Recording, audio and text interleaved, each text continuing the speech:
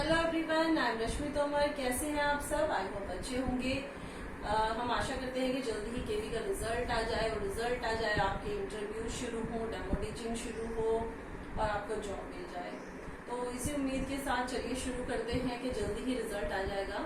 इस उम्मीद के साथ हम शुरू करते हैं आज की डेमो टीचिंग। आज की जो हमारी डेमो टीचिंग है वो ईवीएस सब्जेक्ट की है। ईवीएस में जो सब्जेक्ट जो हमारा सब्जेक्ट है ईवीएस, उसमें जो टॉपिक्स हैं वो थोड़े से इस तरह से होते हैं कि हम उनके लिए जब डेमो टीचिंग देते हैं तो हमें कुछ डिफरेंट करना बहुत थोड़ा सा मुश्किल हो जाता है। तो देखिए, वैसे तो डेमो टीचिंग में मैंने जो प्रीवियस वीडियोस बनाई है अपनी, उनमें आप देख लें कि मैथ्स की और ईवीएस की जो वीडियोस हैं उनमें कुछ एक्टिविटी बेस्ड मैंने कराया है। देखिए, डेमो टीचिंग में मैंने पहले भी बोला है कि थोड़ा चैलेंजिंग हमारे लिए यही होता है कि वहां आपको अपनी नॉलेज तो दिखानी नहीं है, नॉलेज आप अपने एग्जाम में दिखा चुके हैं, आपको वहां ये दिखाना है कि आप टीचिंग कैसे करते हैं। तो टीचिंग आपकी थोड़ी बेहतर हो, दूसरों से डिफरेंट हो, तो वो दिखाने के लिए आपको जैसे कि थोड़ा एक्टिविटी बेस्ड करा दें या कुछ उसमें नयापन डाल दें। तो आज की हमारी वीडियो में क्या नयापन होने वाला है या क्या हम ऐसा डिफरेंट करने वाले हैं जो आपको एक जो जर्नल जो आपकी टीचिंग है उससे थोड़ा हटके आपको लगेगा या आपके डेमो के लिए थोड़ा सा बेनिफिशियल रहेगा। तो आज हम ईवीएस की जो हमारा टॉपिक है उसमें हम कॉन्सेप्ट मैपिंग का यूज करेंगे। आजकल बहुत ट्रेंडिंग है और बहुत ही बेनिफिशियल भी है बच्चों के लिए। आप इसे वैसे तो आप जो ये कॉन्सेप्ट मैपिंग होती है ये हिंदी में भी यूज कर सकते हैं, इंग्लिश में भी यूज कर सकते हैं, आप किसी भी सब्जेक्ट में इसको यूज कर सकते हैं, लेकिन ईवीएस में ये बहुत इंपॉर्टेंट भी होती है और बहुत ज्यादा यूजफुल भी होती है। तो आज का जो हमारा टॉपिक है वहां पर आने से पहले हमें क्या करना है, आपको पता है कि हम जब भी टीचिंग करते हैं तो हम डायरेक्ट अपने टॉपिक पर नहीं आते हैं, उसके लिए हमें कुछ क्वेश्चंस पूछने पड़ते हैं। लेकिन अभी हम स्टार्टिंग कर रहे हैं कि जब आप डेमो टीचिंग के लिए आप एक तरह से आप बोर्ड तक आएंगे या जहां भी आपका जो भी प्लेस होगा वहां तक आएंगे, वहां पे आपको कैसे स्टार्टिंग करनी है। तो आपको ये इमेजिनेशन करनी है कि सामने क्लास है। तो क्लास में आपको सबसे पहले जाके क्या करना है, बच्चों से ग्रीटिंग करना है, गुड मॉर्निंग, गुड आफ्टरनून, जो भी टाइमिंग होगा उस हिसाब से आप कर लेंगे। उसके बाद आप डेट बोलेंगे, क्या बच्चों आज क्या डेट है, तो आप डेट मेंशन कर देंगे और बोलते रहेंगे कि आज ये डेट है। उसके बाद आप अपने टॉपिक पर आने से पहले क्या करेंगे, टॉपिक पर आने से पहले आप क्या करेंगे, आप उनसे कुछ क्वेश्चंस पूछेंगे बच्चों से। किस तरह के क्वेश्चन पूछेंगे, इंट्रोडक्शन के, ताकि बच्चे डायरेक्ट अपने क्वेश्चन के आंसर देते देते हम उनको टॉपिक तक ला सकें। उनको हम हिंदी में प्रस्तावना के प्रश्न बोलते हैं, इंट्रोडक्शन वाले क्वेश्चन बोलते हैं। तो देखिए, हमारा जो टॉपिक है वहां तक आने के लिए मैं बच्चों से पूछूंगी कि बच्चों बताओ ये कौन सा मौसम चल रहा है। अच्छा, समर चल रहा है, ओके। तो समर में आपको कौन सा फ्रूट बहुत अच्छा लगता है जो केवल समर में आता है और बहुत मीठा होता है, रसीला होता है। तो बच्चे गैस करेंगे कि मैंगो होता है। अब बच्चों से मैं तीसरा क्वेश्चन पूछूंगी कि चलिए बताइए, आपने मैंगो को कहीं देखा है, कैसे पेड़ पर लगा होता है। तो बच्चे बताएंगे बड़े पेड़ पर मैंगो लगा होता है। तो यहाँ से आते आते आप जो है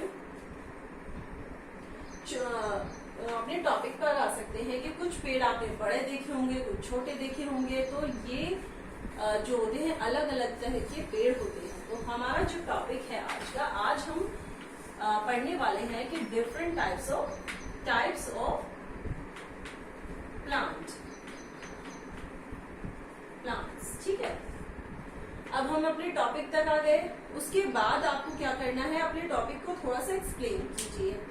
एक्सप्लेनेशन आपकी थोड़ी सी ऐसी हो जो आपकी जो भी आपको क्लास टीचिंग के लिए मिलेगी, सेकंड, थर्ड, फोर्थ जो भी मिलेगी, उसके अकॉर्डिंग ही आप अपनी एक्सप्लेनेशन रखेंगे। जैसे कि मैं सेकंड क्लास को अगर मैं ज्यूम कर लूँ तो मैं टाइप्स ऑफ प्लांट में बताऊंगी कि टाइप्स ऑफ प्लांट क्या होते हैं, ट्रीज, शब, हर्ब, क्लाइंबर्स, क्रीपर्स।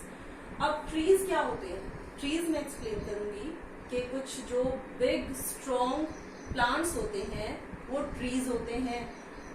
शब स्मॉल ट्रीज होते हैं, सॉरी शब्स, और हर्ब्स जो होते हैं वो वेरी स्मॉल ट्रीज होते हैं, प्लांट्स होते हैं। क्लाइंबर्स वो होते हैं जिनको जो खुद से स्टैंड नहीं कर सकते, उनको सपोर्ट की जरूरत होती है। तो इस तरह से करते करते हम जब हमारी एक्सप्लेनेशन हो जाएगी तो अब हमें मतलब अलग जो मैंने आपको बताया था कि इसमें कुछ हम डिफरेंट करने वाले हैं, वहां तक आएंगे तो वो होती है कॉन्सेप्ट मैपिंग। मैं आपको बता देती हूँ कि आप कॉन्सेप्ट मैपिंग कैसे करेंगे। तो आप जैसे आपने एक्सप्लेनेशन कर दी, उसके बाद आप कहेंगे कि चलिए बच्चों हम आज इसकी कॉन्सेप्ट मैपिंग देख लेते हैं क्या है। तो आपको क्या करना है, प्लांट्स, ठीक है, प्लांट्स के आप लिखिए टाइप्स। टाइप में आपको लिखना है trees, shrubs, herbs, climbers and creepers। ठीक है, उसके बाद आप बताइए कि इनमें क्या क्या खास बात होती है। Trees have woody stem, have bussy stem। ठीक है, ये आप जब इस तरह से अपनी टीचिंग में, हालांकि यहाँ तक भी मुझे नहीं लगता कि आपको डेमो में आने दिया जाएगा, अगर आप इतना ही इंट्रोड्यूस करा देते हैं कि चलिए अब हम इसकी कॉन्सेप्ट मैपिंग देख लेते हैं और आप स्टार्ट कर देंगे ट्रीज टाइप 4 टाइप्स के होते हैं, इसके बाद ये इनमें ये खास बात होती है, उसके बाद आप एग्जाम्पल्स लिख दीजिए कि ट्रीज जैसे banyan tree, mango tree, shrubs में आप लिख दीजिए रोज, हिबिस्कस। अगर आपको टाइम मिलता है तो आप पूरा कॉन्सेप्ट मैपिंग कर सकते हैं। और इधर से आप देखिए plants are parts of plants, आप इधर से ले सकते हैं कि क्या क्या प्लांट्स होते हैं। जैसे हमारा टॉपिक टाइप्स ऑफ प्लांट का था, तो आप इसी तरह से ले लें। Tree, shrubs, herbs, climber, creepers have woody stem, bushy stem, soft and slender stem, और फिर उनके एक एक एग्जाम्पल। अगर आप इस तरह से कॉन्सेप्ट मैपिंग का यूज किसी भी टॉपिक में, अगर आपको किसी टॉपिक में एक्टिविटी नहीं मिल रही है तो आप उसमें कॉन्सेप्ट मैपिंग का यूज कर लीजिए। सपोज एनिमल्स का ही है तो आप एनिमल्स में भी ये यूज कर सकते हैं कि एनिमल्स किस किस तरह के होते हैं, एक्वाटिक एनिमल्स, मतलब जो भी टाइप ऑफ एनिमल्स होते हैं लैंड, तो उसमें आप कॉन्सेप्ट मैपिंग यूज कर सकते हैं। तो ये एक आजकल अगर आपके बच्चे छोटे हैं तो आपने देखा होगा कि बहुत ट्रेंडिंग है कॉन्सेप्ट मैपिंग। और अगर आप अपनी डेमो टीचिंग में इसको डाल देते हैं, आप हिंदी में भी इसको यूज कर सकते हैं कॉन्सेप्ट मैपिंग। आप हिंदी की ग्रामर में यूज कर सकते हैं, हिंदी की इंग्लिश की ग्रामर में यूज कर सकते हैं, किसी भी सब्जेक्ट में किसी भी टॉपिक में आप कॉन्सेप्ट मैपिंग यूज कर सकते हैं अगर आपको कोई एक्टिविटी नहीं मिल रही है। हालांकि आप जब इसमें ट्रीज, शर्ब, हर्ब ये सब करें तो आप अपने हाथों से भी बता सकते हैं कि ट्रीज, शर्ब, हर्ब, इस तरह से क्लाइंबर्स जिनको वो चाहिए होता है, सपोर्ट चाहिए होता है, तो कोई भी ऐसे सपोर्ट हाथ से कोई भी एक्शन आप करके बता सकते हैं कि बच्चों सपोर्ट चाहिए जिसको।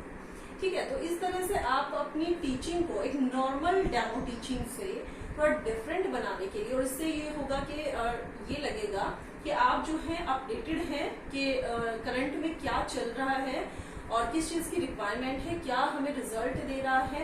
तो ये जो कॉन्सेप्ट मैपिंग है आजकल बहुत ट्रेंडिंग है, तो आप इसका यूज आप अपने किसी भी उसमें कीजिए, तो ये आपके लिए बहुत बेनिफिशियल रहेगा, तो चलिए, थैंक यू।